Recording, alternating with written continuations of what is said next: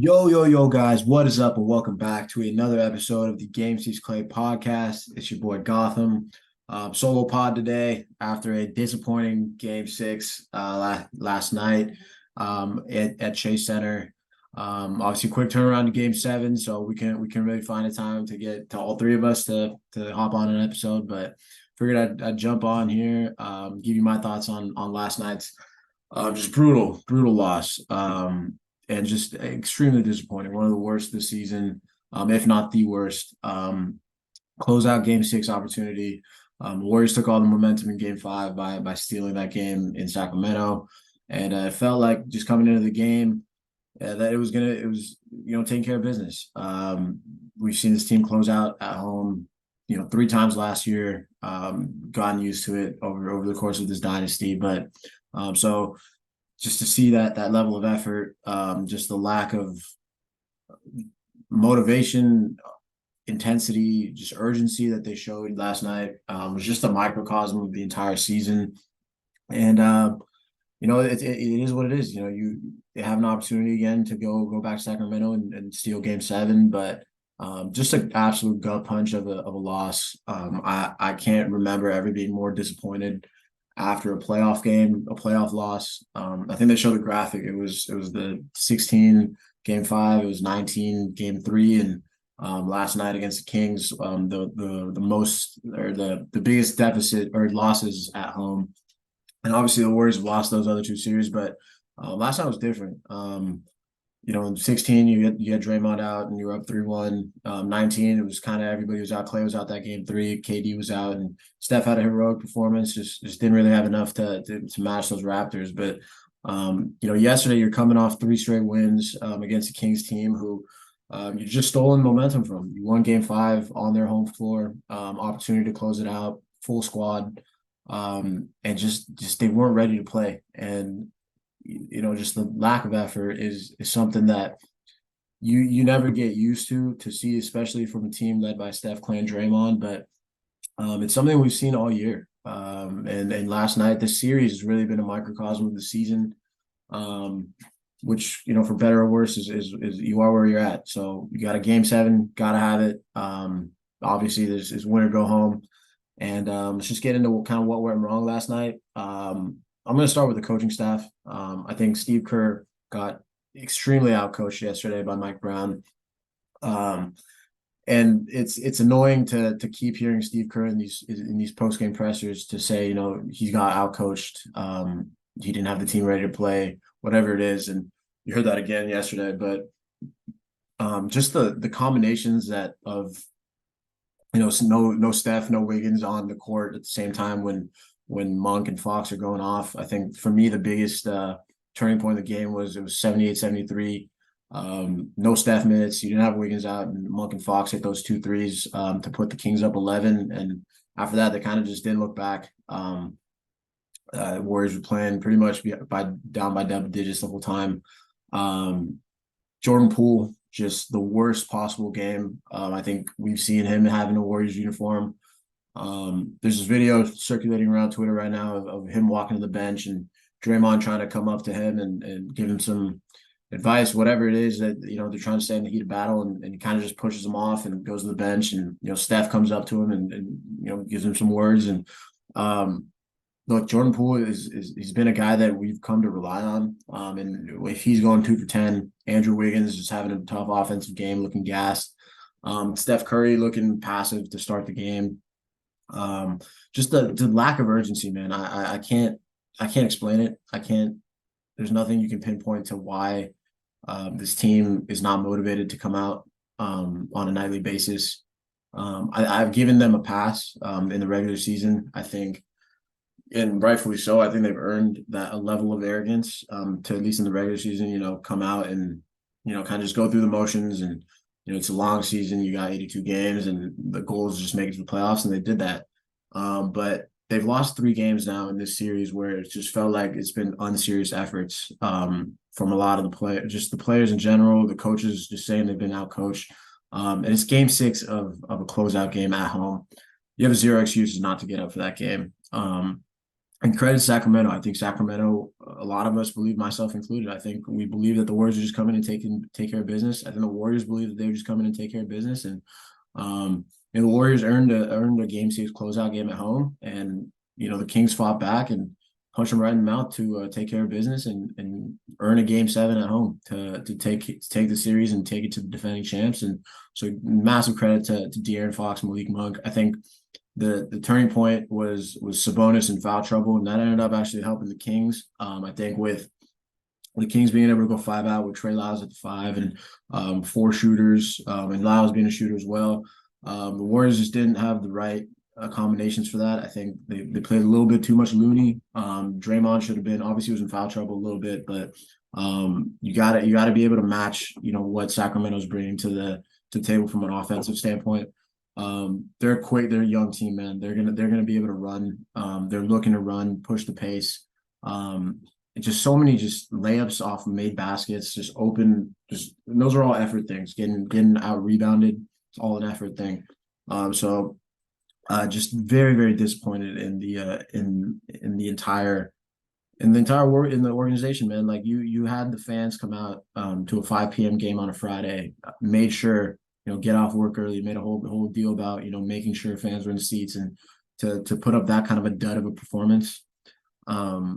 Zero excuses. Just completely outclassed, outcoached, outplayed, and give Sacramento credit, man. They have earned a game seven at home. I think this series has been one of the tougher ones for the Warriors. Obviously, getting pushed to a game seven, but just starting off 2-0 and down 2-0, and that is where my hope for a game seven still is positive, because for what this team has gone through all year, the ups and downs, the punch, the injuries, to claw their way to a playoff spot, even when guys were out, it felt like they'd never die. And when their backs are against the wall, they go balls to the wall to get the job done. We saw it in that homestand. We saw it in stretches when Steph was out, when Wiggins was out. So it's been their MO all year. So I'm not shocked that they're disappointed in terms of effort, but I also wouldn't be shocked if they were able to get this done on the road in a game seven. But it's going to take a lot of adjustments. Like I said, I think the Mike Brown small ball lineup that he went with clearly was a big was his final chess piece, his counter against what the Warriors have been doing. I think the Warriors might have ran the Draymond off the bench lineup one game too much. And we saw it last year with Denver, with Steph coming off the bench. Obviously in game four, had a chance to win it still, but they showed up in game five and Steph was back in the lineup. So I expect to see Draymond back in the lineup, starting lineup. You need defense obviously from the jump, but I wouldn't be shocked if they went back to the original starting lineup. They started the second half with that one. Steph, Clay, Wiggins, Draymond, Looney. And I expect Sacramento to not make too many changes to their starting lineup. I think that part of the adjustment is going to be obviously getting Draymond back. But I think the Warriors have a 7-man rotation going into game seven. Matt and Chuck both pointed it out. Moody and Gary Payton II have been much, much better than Donte DiVincenzo and Jordan Poole. Donte has been a non-factor, not being able to hit open threes. He had a few just momentum swinging misses that if he hits one or two of those, we might have a different ball game. And Jordan Poole, like I said, man, just had the worst body language, just arguing with the refs, trying to get calls, not finishing plays. You can't have that, and I don't know if it's a confidence thing. I don't know what it is, but something's not right with the way Jordan Poole and Donte are playing, and I think it's a matchup thing, man. I think that the Kings are a athletic, run and gun team, man. They're young warriors, and they have all the young legs. Malik Monk is absolutely taking it to him, and if Malik Monk is the reason that this dynasty ends prematurely, you tip your hat. But Malik Monk is what Jordan Poole was for us last year, and so give him credit. I think Sacramento has really shown that they belong in the postseason and the playoffs. They're going to be a fixture for years to come. But My saving grace lineup against that a small ball unit for Sacramento is Steph, Clay, Wiggins, Gary Payton, and Draymond. That's a 5-man unit that can defend on the perimeter, can defend down low, can get out in transition and run. I think GP has been completely misused in this series. He should not be playing 10 minutes a game when Donte and Jordan Poole are playing 18 and 23, 25 minutes. And Moses Moody too. I think Moody's been an incredible rebounder. Defensively, he's been great. He's been hitting shots. He's active. So those are 7 guys that, in a game 7, anything can happen. And it's one shot. And Sacramento's not been in a game 7, and they're at home. They've got the momentum, but once that ball tips off, each possession counts. And that's been the story of the Warriors this season, this series especially. It's been a possession battle. Whoever wins the possession battle wins the game.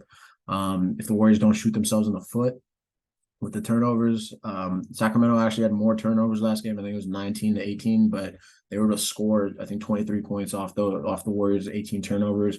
And that's been the story of the Warriors this season. If they take care of the basketball, if they execute, they win basketball games, and it's not going to change in Game 7. The saving grace is that they just went to Sacramento and won a game, so you have that to bank on. And I have faith in Steph, Clay, and Draymond, man. I don't think that this is how they go out. You got to ride these guys till the end. Obviously, there's so many questions with where the offseason is going to go, who's going to be back on the team. Is this the end of the dynasty, stuff like that? But you've still got one more game. You've got one opportunity to bring this home and move on to the second round. But it's just so hard as a fan watching just the lack of effort, and that's something that you don't expect to see in the playoffs, especially after watching this team, hoist 4 trophies, run the Western Conference for the last decade. So I don't know what it is. I don't know how is there anything that you can say or do to make it more clear that this is the biggest game of the season. It's Game 7. It's the best 2 words in sports. You have one more chance to go to Sacramento and take this game, take the series. Given just how you played last game, to have another shot at it is all you can hope for. But I think if I'm going for a prediction, I'm never going to pick against the Warriors. Like I said, I don't see this is how Steph, Clay, and Draymond go out. If this is their last run together. There was a tidbit on Tim Kawakami's podcast where he was saying, that Steph, Clay, and Draymond were the last 3 in the locker room, just kind of sitting there and summoning up energy, whatever it is. The Warriors look gassed in Game 6. Sacramento's been running them into the ground. The pace has been incredibly fast, and it's on the Warriors to make that adjustment, to take it to them, attack the paint, keep driving inside. Sacramento doesn't have any internal or interior defensive presence. I think we've seen the Warriors when they attack the paint, play inside out, they're able to generate better looks. And they've been shooting 33% from 3 this series. And I think a lot of things were made of Sacramento's shooting woes. And obviously they had 17 threes yesterday, but the Warriors haven't shot well this series either, outside of Steph and Clay. So I'm really looking for, we need Wiggins to step up. You need Steph and Clay to have a game, Draymond to have a game. But it's those 7 guys. I think it's the starters plus Moody and GP. I just don't see this being a series for JP and Donte, which is tough because those are 2 guys you relied on in the regular season. But the leash has got to be super short, and you just got to find a way to win this game. Game 7s are ugly. We've seen a good amount of them during this run. Some wins, some losses. I think the one that sticks out to me just in terms of this one is the Rockets 2018 on the road. Obviously, a completely different team. You had Kevin Durant on that squad as well, but Steph really took over down the stretch in that Game 7, and we're going to need a Steph Curry masterclass. And yeah, I think it was just, as you can tell by my voice and just the tone of this episode or this pod, just disappointment. It's been a microcosm of the season. It's been a tough year in terms of just people being out, the way the wins, the losses, the way they've lost games. But I'm holding out hope that, given everything the way that the season's gone, the Warriors eat the weight of their 6th seed. I think back to the Dallas game on the road towards the end of the year. They're fighting with Dallas for the playing spot and staying in the top 6, and it was a road game in Dallas. They found a way to get it done without Wiggins. This team when their backs are against the wall, they do show up. So that's my only saving grace for this basketball team, man. It's Game 7 on the road, Sacramento. Golden One is it's gonna be popping. But just get it done. Let's move on. Let's get another Steph LeBron matchup. But got to take care of business tomorrow afternoon, 12:30 start. So we'll do a post game after the game tomorrow, win or lose. I expect to see the Warriors move on to the second round. But I do want to give Sacramento a lot of credit. I think for a young team to battle this tough with the defending champs and to not go down without a fight and in Game 6, you tip your hat to them. We talked a lot of shit to Kings fans, and I believed it was going to be dubs in 6 from the start. But they like I said earlier, they've earned a Game 7. So I just gotta go break their hearts one more time. But until the next episode, man, the post Game 7, win or lose, we'll be recording. But till the next time, man, go Dubs, get the job done, and move on to round 2. Peace.